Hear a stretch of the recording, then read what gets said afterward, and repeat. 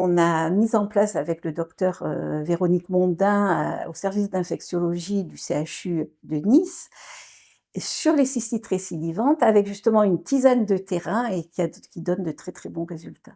Oui, parce que je crois que nous sommes d'accord qu'en tant que scientifiques, c'est ce qu'on veut. On veut avoir des études, quoi, qui sont, faites et qui ont des datas, comme on dit, pour prouver que ça fonctionne, quoi.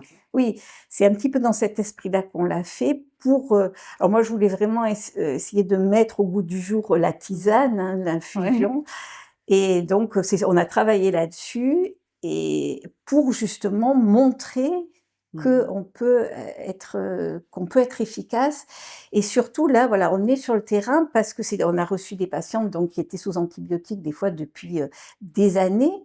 Mmh mh. Maintenant, il faut avoir comme réflexe ce fameux microbiote, donc avec un microbiote, je pense, détruit et grâce aux plantes, on a vraiment rééquilibré tout ça. Grâce aux plantes, je pense que leur microbiote, voilà, c'est aussi, rééquilibré et le système nerveux et ainsi de suite. Ah oui, mais c'est fascinant. Moi, j'y crois parfaitement. Mais c'est toute une approche, hein, globale. Dans Ah, le fond, c'est quand tu dis que tu formes certains professionnels de la santé, c'est aussi tout dans une optique de comment on évalue le terrain, on prend le temps, parce que je dis souvent que un des défis qu'on a dans notre domaine, c'est toujours le temps.